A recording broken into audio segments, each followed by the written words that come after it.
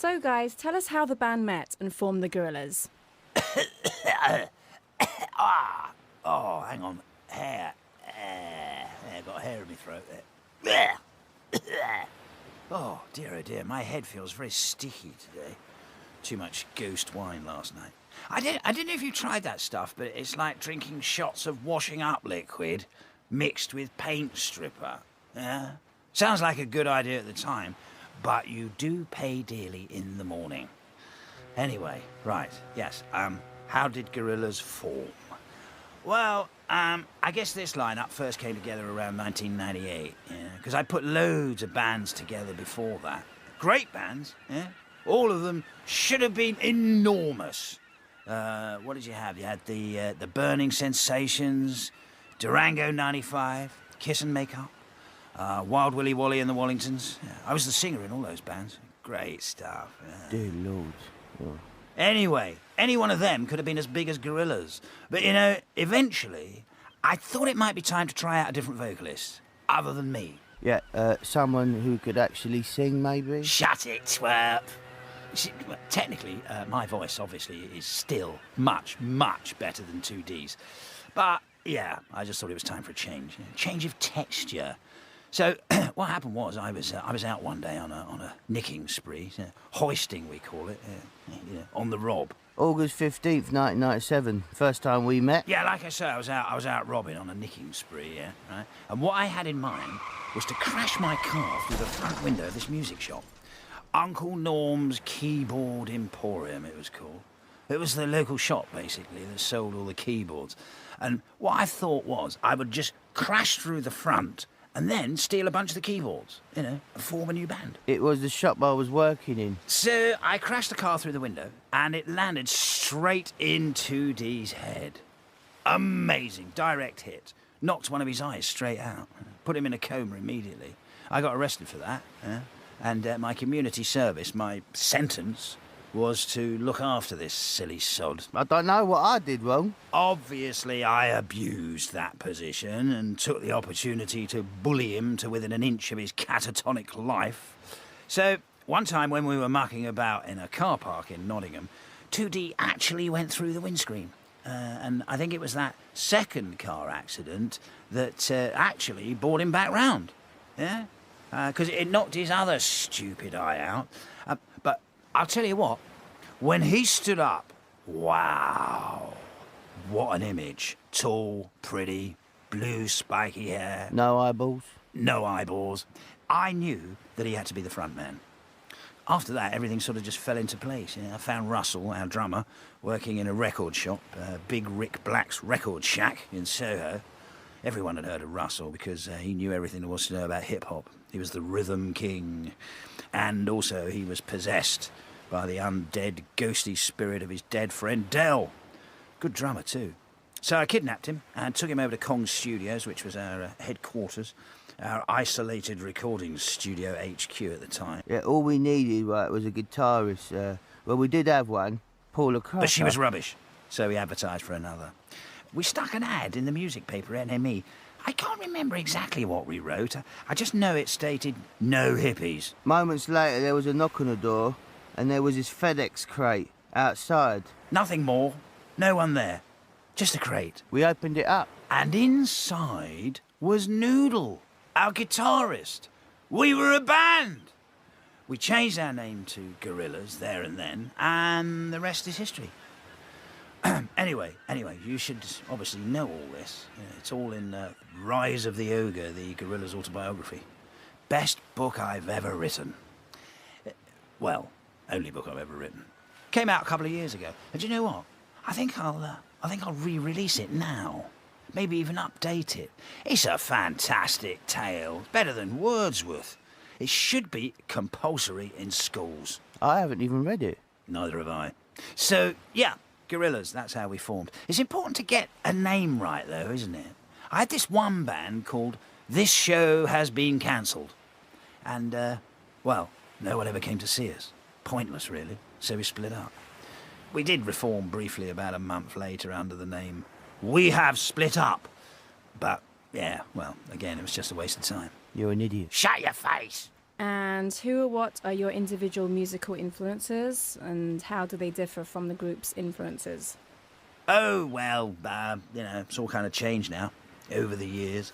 There wasn't nearly so much of it when I was growing up. He was born a long time ago. I was basically into metal, all kinds of metal. Hair metal, death metal, precious metal, heavy metal, scrap metal. Bands like Tigers of Pang Tang, Poison, Rat, Dio, Twisted Sister, Cinderella. I hate all that stuff. For me, it was bands like The Jam, Wire, Buzzcocks, Magazine, Ultravox, Talking Heads. I loved all the punk stuff, and the Human League. Scott Walker I liked. Yeah, he's good. Now, I don't know, it's all over the place. I get sent tapes through the post. Tapes, really? Yeah, tapes. Through the post? Yeah. That's very odd. I didn't think they made tapes anymore. They don't email you a link or something. No, tapes through the post. It's Plastic Beach. Over the years, though, my taste has changed, or developed, because there's loads of stuff. I mean, you can see it if you check out who I get to play on our albums, like Ike Turner, The Far Side, De La Soul, British rappers like Bash and Kano, Roots Maneuver, yeah. Russell got us all into a lot of the hip-hop stuff, He was into old school stuff like ESG, Cool Herc, Trouble Funk, Sly and the Family Stone, Zap. And I recorded some stuff with Omar Soliman over in Beirut last year. And we've obviously done loads of stuff with the National Orchestra for Arabic Music. And Cerebral Ballsy I like. I mean, if you just want me to list stuff, I can just go Tom Tom Club, Sparks, New York Dolls, XTC, Johnny Cash, Lead Belly, Yo Majesty, Love, Kinks, Sunhouse, Tito Puente, Photech, Cheap Trick, Salt and Pepper. Sonic Youth, Clash, Hendrix, Quincy Jones, Scatterlights, Aphrodite's Child, The Congos, Funboy 3, Sun Ra, Shakadima Sam. The Sex Gang Children, Lalo Schifrin, Wendy Carlos, Augustus Pablo, Fela Kuti. Look, in one way or another, by hook or by crook, we've ended up working with loads of people that we're into. They all sort of end up in the family. Gorillaz is like a flop house for legends. Collectively, yeah, I'd say we cover most bases. Although Russell's been missing now for years, yeah, since we played the New York Harlem Apollo 2006. And Noodle too. I haven't seen her since the El Mañana video shoot. I had to build a cyborg out of her from the DNA I scraped up from the crash site when she got shot out of the sky. The cyborg plays a lot of guitar on the album. It came out very well. But the original Noodle, well, one can only hope that she returns. Still, I saw some footage of her with a mask on recently. It got used, actually, in our Melancholy Hill video, so I think she's safe. She might even be on her way back to us. To Plastic Beach, who knows? So guys, how did you both begin playing music, and what was your first musical instrument? For me, it was keyboards, any keyboards really. My dad used to find stuff in junk shops and even customise them for me. I had a Casio VL Tone, which I used to take everywhere with me. It looks a bit like a melodica, which was another instrument I loved, still do. But, keyboards was the thing that I loved. Stylophones, Moogs, synths, electronic stuff. Anything that makes a bloopy noise. I was a bit like Brian Eno. Only without the talent. Or brains. Sod off your goff. Right, that's it!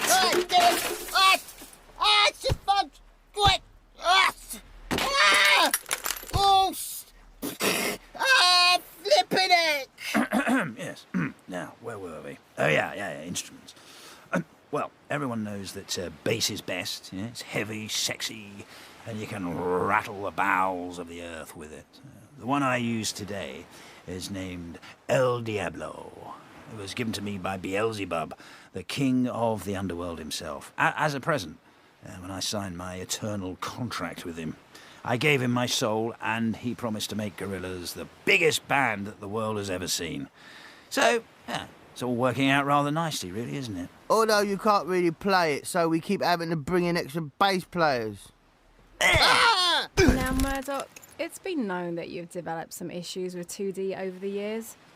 How do you create music with 2D if you can't even stand to be near him? Your bio in the Gorillaz website states that you hate 2D, and 2D also idolises you, Murdoc.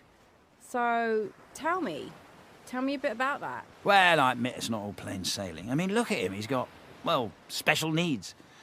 But for me, yeah, music is the ultimate goal. Something that you have to rise above petty differences in order to achieve. The greater good. And he does have a very special voice. Voice of an angle. You can't do it without me, simple as that. You'd still be living in a Winnebago in Stoke if I wasn't singing. Knocking off barmaids on a Friday night. If you were lucky. And even if it is like dealing with some form of mental case, I still think it's worth it in the end. And I guess it helps that he's always looked up to me as a kind of father figure. In your dreams, Pedro. And also, I understand it's not very gentlemanly to point out that our first guitarist, the one before Noodle, was a girl called Paula Cracker. She was 2D's girlfriend, who I had a rather lovely altercation with in the toilets at Kong Studios. Where? After! No! No, you can't pull that! No! For the love of... Careful! Damn it! Get off! Sit back down. That's it, like a good boy.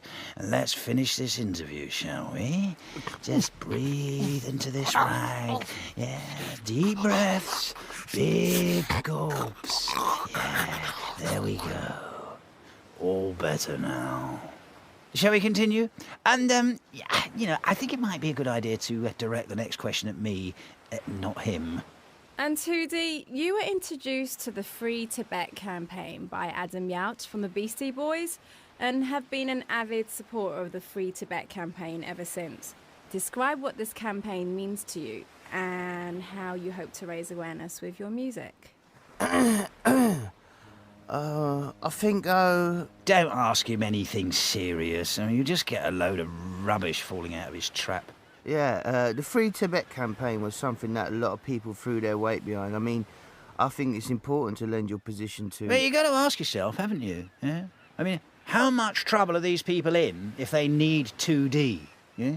An animated singer from a Western pop band as a spokesperson for their cause. I think it's important for each and every person to have the liberty and the freedom to live their lives how they choose to, without the interjection and repression from heavy-handed authorities. It's about basic human rights, really. He doesn't really know what he's talking about, though. Do bear that in mind. You know what, guys? I've always loved the song Clint Eastwood, but could never figure out what it's about. What is the song about? I mean, what inspired the song's title? Oh, melancholy, hope, and sweet, sweet dubby reggae. That was one of the first tracks I wrote for this band. Instant hit. It's all built up around my deep, twangy bass. That and a little button marked reggae setting on my Honda Z-Chord hit-making machine. With the lyrics, well, it's not actual sunshine. I don't have sunshine in an actual bag, I'm not even sure that's possible. I'd have to check with someone like Stephen Hawkins on that. I did have a bag, though, but it wasn't actually sunshine inside the bag. It was some old gym clothes and some shoes and a paperback. Oh, we finished the track off at G-Jam Studios in Jamaica in about April, May 2000. Blimey, that was over 10 years ago now. And that track's still a monster. It's actually like a big, clean, inky canvas for rappers of all sizes to come paint their rhymes onto. That one's had raps by Del the Ghost Rapper, Cyan Life from Phi Life Cypher, Tiny Temper's had a crack at it, Snoop Dogg at Glastonbury, Bash and Kano did a version, and Islam Jawad threw his set into the mix recently in Syria and Damascus at this show we did at the Citadel. It's a truly continental cut, that Clint Eastwood song. Frequent flyer. We called it Clint Eastwood because it had a kind of Ennio Morricone feel to the melodical line, like the good, the bad and the ugly or something. So we went with that as a theme, and also calling it Clint Eastwood had a kind of old reggae vibe to the name. I'm not sure why you're actually still talking here.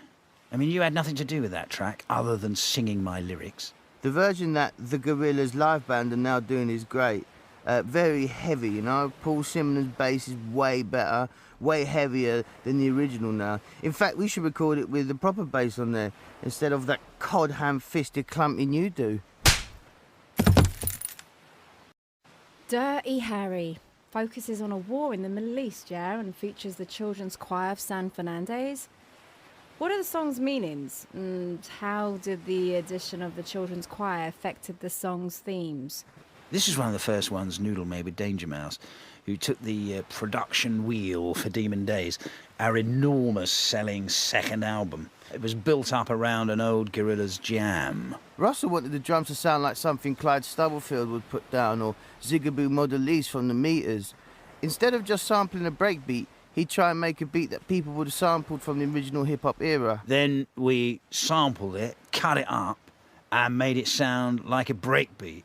Bit pointless, really, but we were jamming round a keyboard riff that sounded something like The Message by Grandmaster Flash. Danger Mouse added the San Fernandez Youth Chorus. I think it's always quite powerful when you get kiddywinks singing along to serious themes, don't you? I think it's right, though, isn't it? You know, children are our future, huh? If you infect them when they're young, you can usually keep them for life. These kids are growing up out of a climate of conflict where intolerance has been encouraged and there's a sense of fighting for something you're being manipulated into backing. It can't be good in the long run. All you can really do as a musician is try and offer a different view, something a little more conciliatory. So Booty Brown from the far side skids into the middle of the track and just like unleashes his machine gun peace rap, you know? Booty's rap humanises the position of the soldier, the fighter as an individual. You add the Arabic strings into the mix of them and then you got the whole picture. It's a handshake from both sides. A bigger overview. I think it's time for a quick Almazza, don't you?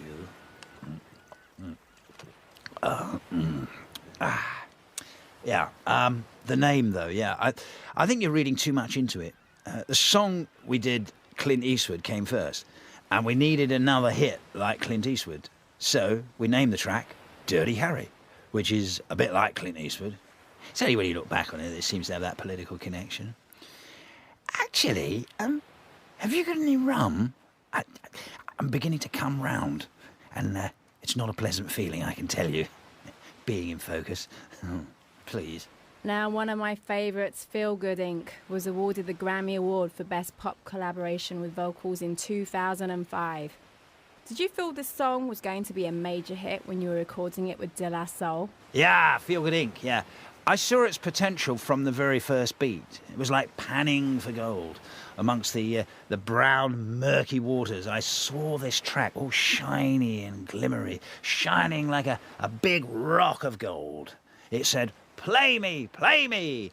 And I knew as soon as the De La Soul boys dropped their glorious rap about Motowns and ghost towns, this one was gonna explode. Against my melody bit, the raps, they like really take off. I think the De La Soul boys had been mucking about with canisters of nitrous oxide all morning because, to be frank, you know, they were giggling their backsides off when they came in. It looked like they were going to out-cartoon us, you know? Lyric-wise, the first part of this came from when I was passing the wind turbines out near Palm Springs. I think I was going to the Coachella Festival, and I passed like a huge field full of those wind turbines farming the land. So I started really with the chorus section and, you know, built it up from there.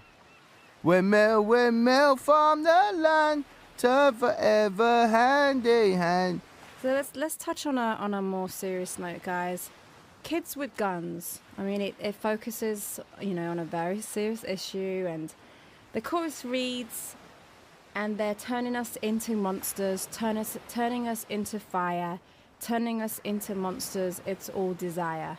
And the music complements the lyrics with a temperamental and emotional vibe. Discuss what methods you used to create the music and lyrics that gave off this feeling. I got all cold and metallic like I was having a big math calm down. Ugh. It seems to do the job, though. Look, the only point I was trying to put across is that in order to fight monsters, right, you have to become a monster of some sort yourself. Take out all the little soft, fluffy bits and become a bit empty. Turning us into monsters, yeah? Just dead, lifeless eyes staring down the barrel of a gun. Kids, eh? Don't you just love them? You know, when you send people into battle, you have to turn them into a certain kind of thing that can go out and potentially kill. Anyway, maybe it's not good to be too specific, but when you, you know... It's a strong image, isn't it? Kids with guns. Like that picture by William Klein, Gun 1. Check it out. The kid's got a lovely screwed-up face, and the gun's pointing right into the camera. Gorgeous. It's only a picture, though. We were joined on this track by Banana Cherry. Yeah, Raw Like Sushi was another album that I loved when growing up. And on your new album, Plastic Beach, you work with Snoop Dogg, Lou Reed, Bashy, Mos Def, De La Soul, Gruff Rhys, Mick Jones, and Paul Simonon, to name a few. I mean, the list goes on, doesn't it? I mean, what are some of the interesting stories you have that occurred when you were creating the album with these amazing musicians? Oh, I got loads. I mean, how could you not when you've taken so many of those legends, put them together and brought them out to Plastic Beach? Legends of punk, legends of soul, new UK grime rappers, talents old and new. It's like a catalyst for a big adventure, isn't it? Actually, you should have seen some of the poker games we had, you know? Some of them lasted 4 or 5 nights. Obviously, I had to work all around this mess. Plastic Beach became like the Stones' place when they recorded Exile on Main Street. It's just ours, instead of being like a sun-kissed mansion in the south of France, was a floating piece of garbage in the middle of the Pacific. Working with Snoop was great. Yeah. Out of the green, eerie fog that surrounds Plastic Beach, this silhouette of pimp fur and French braids just loomed in. He took a look around the joint and just kind of, welcome to the world of Plastic Beach. Exhale. And after a brief bit of crack-a-lacking in the bubble bath, we were up and running. With White Flag, Bashy and Kano came out to Plastic Beach, and their first reactions were recorded live as they hit the shores. Those lyrics, those raps, were literally the first words those two spoke. I brought them over to Plastic Beach via a crate, so they didn't know exactly where they were or what to expect. See, I crowbarred open the crate, and as they set foot on the jetty, I shoved a mic into their faces and recorded the reaction into my silly little tape recorder. Ta-da! Never a truer rap spoken. Although the National Orchestra for Arabic Music was recorded differently though, wasn't it? Yeah, face ache, that's true. For that, I actually had to go to Syria. I was in disguise as so many people were actually trying to kill me. I was like dressed up in this sort of big smock. It was a bit sort of Peter Sellers, but, you know, needs must, if you know what I'm saying. So I got over there and I worked with a guy named Assam Rafea, brilliant conductor, who conducted the Syrian orchestra, which you can hear at the beginning of White Flag. Since then, when Gorillaz play live, the Syrian orchestra have joined us in one form or another. And, of course, Gorillaz went over there to play a concert in July. The first major Western band to ever perform there, which is another small step for mankind. Stylo, the song featuring hip-hop artist Mos Def and funk musician Bobby Womack, contains a lot of heavy vocal solos and interesting electronic instrumentation. Describe the experience you had in the studio when you first recorded this track. Stylo. Yeah, this was the first single to come off the album. In fact, this one got stolen just weeks before the release. Some pirate shot up my island and nicked it and then leaked it online. You can't plug holes like that anymore in the brave new digital world. This is a new sound for Gorillaz, an electro-ish crack funk sound with a little bit of politics and a whole lot of soul going down. With Stylo, I wanted the music to feel euphoric, whilst still putting across how precarious our tightly packed situation is now worldwide. Where we're at as a species on this overpopulated planet. Coming on to the overload. Can you feel it, kids? Can you feel it, eh? The funny thing is, since man could pick up a pen and put his thoughts on paper, we've always had a sense of the apocalyptic, imminent doomsday. But, you know, yeah, I think something's got to give. It's like rubbing the impossible to burst. I think you can hear that in Bobby Womack's chorus. He just explodes into the track. I mean, how good is it to get Bobby Womack on the record? And now on tour with Gorillaz. That was the first recording he's made in, 15, 20 years? So, what an honour for him. Only joking. So the vocals for this were recorded out in New York. Same time that I hooked up with Mos Def. Yeah, he's great. Great rapper, great actor, and really vibrant presence.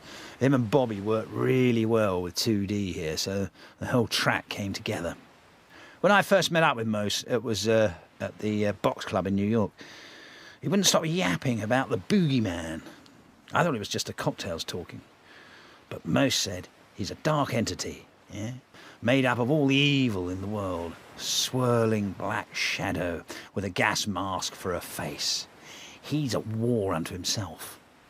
I shrugged and let Mose spill all this out. But I didn't really take it in.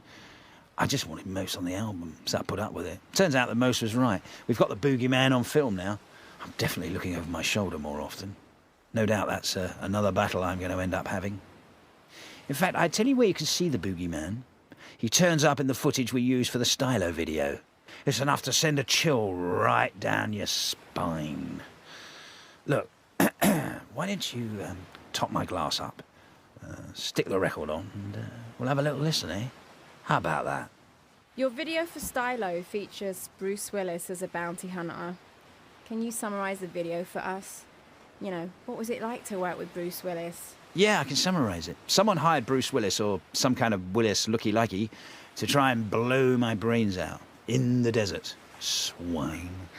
I had some camera crew following me around, you know, some guys I'd hired, and they caught the whole thing on camera.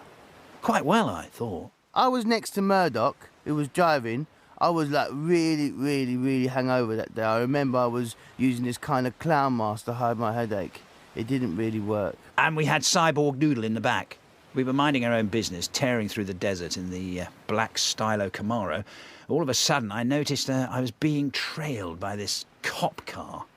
Next thing, Cyborg goes mental and starts shooting at the cop. I tried to pull her in, but it didn't work. The cop flew off the road, and then we launched into this massive billboard, at which point Cyborg started having some sort of digital fit. Next thing, this red car pulls up alongside with Bruce Willis in it. And he's taking pot shots at us. I always thought you two got on. Yeah, me too. Maybe he's just got a grump on, you know, because I stiffed him with that sake bill at Nobu that time. But you know, boy, that's a bit traumatic to hunt me down and try and kill me. Eventually, just to escape this nut, I had to drive the car off a cliff, straight into the sea. Is this a dream you had? No, you fool. You were there too, don't you remember? Anyway, I was so traumatised by all this that my therapist told me to try and turn it into a positive experience. So I used the footage to make a video for our Stylo single. It's all up there on the World Wide Web. Check it out. You won't see anything finer, you know. Damon Albarn and Jamie Hewlett served as the producers for Plastic Beach. What kinds of methods and techniques did they use when they helped you create the album? A lot of channeling. You see, in my dotage, I have come to realise that I'm not 100% sure I truly exist. I may, just may, mind you, be born and thrust forth out of the collective minds of those two horrors. It doesn't make me any less real, but they did give me substance. Or substances. I'm not sure. This interview's dragging on a bit, isn't it? Can we sort of pick up the pace a bit?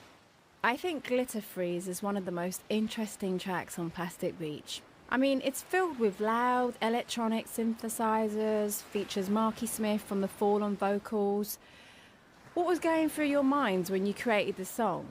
Rum, Rohypnol, something exotic from the Navajo Nation, little tinctures and technicolor images of huge ships crashing in dirty, broken waves. The roar of the ocean smashing into angry, howling boats. Black, harrowing gales spitting hurricanes against the shore. With all the chaos and madness being conducted by a toothless, barking pirate named Marky Smith from The Fall. That was going through my mind. It's my version of Fantasia, or maybe some mad old naval painting.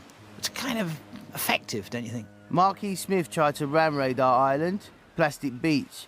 He sailed in on the ghostly pirate ship and tried to smash his way into the recording room. It's a bit chemically synthetic glam rock stomp sat on a boat. Do you like it? Do you? I think what the breakdown needs, though, is a great big air raid siren creaming its way into the middle to let you know that there's danger coming your way. We did a few different versions of this, actually. There's one when I'm humming all the way through, which sounded good.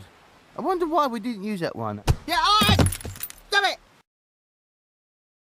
Yeah, I wonder too. A track with you humming all the way through. Can't think why we wouldn't have used that.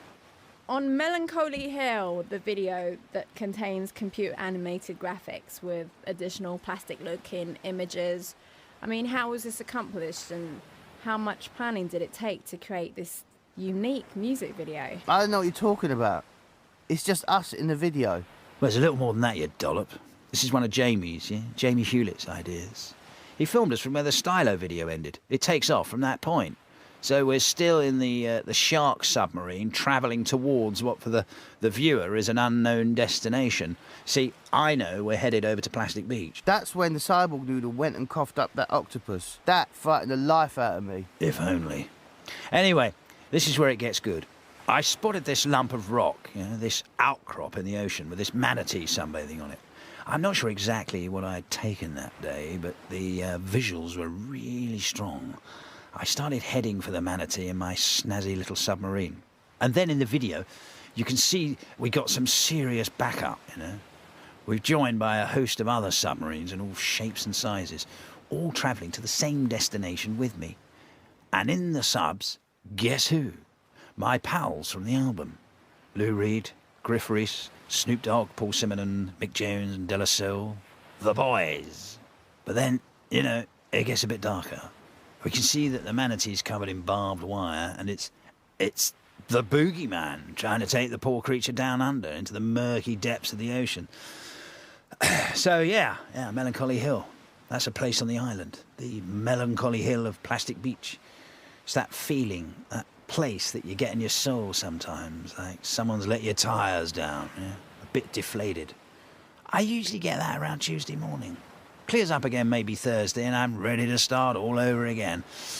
But it always seems quite real when I'm going through it. I only really joined the band to make music, and now I'm being held captive by a bastard bass player in an underwater submarine, being attacked by sodding pirates who are trying to take over this rotten piece of broken plastic in the ocean that Gorillaz call home.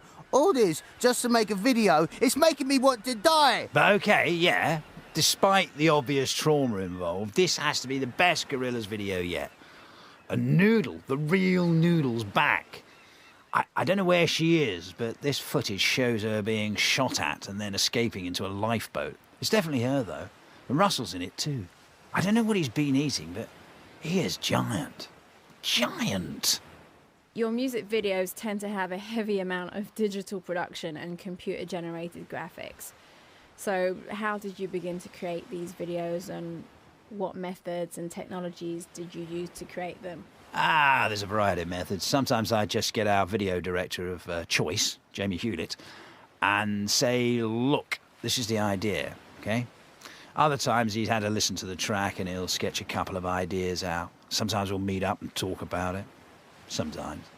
I might mime the video out and then kind of email him in a link. One time I got inside a box and mailed myself to him. It's always different. Once we've filmed the basic premise, you know, all synced up to the track, right, we'll send it over to the Oompa Loompas at Passion Pictures and they'll get to work in their little underground mines, adding effects and extras, just to give them the extra wow factors. So, what goals do you have for Plastic Beach, guys? I mean, what do you hope your fans will get out of this new and amazing album? Goals? We've already done it. Plastic Beach is the document. That's the evidence. The third part of the trilogy. The third panel in my triptych. Look, I've said it before, but all this is, you know, is a drawing, a sketch. Plastic Beach, the rotting dump in the ocean, is our home for now. But the album is a picture postcard from here. A postcard from the edge of the world. From way back where you are, it might look like luxury, yeah? But as you get closer, you'll see it for what it is. A horrible lump of plastic that's been painted pink. It's a fake luxury, yeah? Transparent. So maybe it's, I don't know, a warning or a message. That maybe we shouldn't turn our world into a spray-painted skip, you know? But other goals, I don't know. I would like to play one of these Gorillaz concerts that's been cropping up.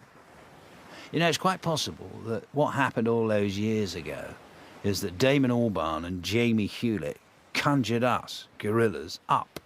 4 mad, separate characters now made flesh. And now it seems they seem to be having quite a hard time trying to stick us back in the lamp. Boo-hoo. We're here now, and not even with the Clash as backup are you going to defeat us. I'm more than happy to go to war with those goons. For real. I've been denied entrance to my stage many, many times now by those ego-grabbing charlatans. But I'm coming back, see, and blood will spill. How's that for drama? And is there anything else that you'd want to tell your fans about the new album, Plastic Beach? Yeah. Well, it might just be the missing part of the jigsaw. Real fans will know what I'm talking about, you know? Oh, and yeah, there's one other thing. Plastic Beach, this place I'm on, I think there's something very odd happening here. You see, I just noticed, and it's easy enough to point out, that since the beginning of time, each leap of evolution and innovation has taken a shorter and shorter amount of time. The universe was created 14 billion years ago. Earth, 4.5 billion years. Man arrived in its earliest state about 4.5 million years ago. And then we evolved into this state, Homo sapiens, around 200,000 years ago. The earliest cities appeared about 6,000 to 7,000 years ago over in Mesopotamia. And then we've been at war ever since, really. Right up until the last 100 years. And then we really kicked off. The population of the planet had gone from 1 billion to 7 billion in the last 100 years. And every single piece of digital information and technology has exploded in this last century. We're crammed, packed, and it's getting more and more, escalating. The overload. Humanity is now squeezed into this tiny plastic bubble. Everything getting faster and faster, whirling towards an inevitable conclusion. A single point on the horizon, or in the middle of the ocean, say. The entire of time and history and evolution is hurtling towards a single point. Point Nemo. Plastic Beach. That's what Plastic Beach is, I reckon. The end of days. The point of no return. It's right here. It's right now. It's upon us. The future has finally come on. Today. Does that make sense? Yeah? Great. Right, I'm off for a tinkle. Great talking to you. Come on, 2D. Let's grab a quick sharpener. Last one at the bar's on. Thank you, and good night.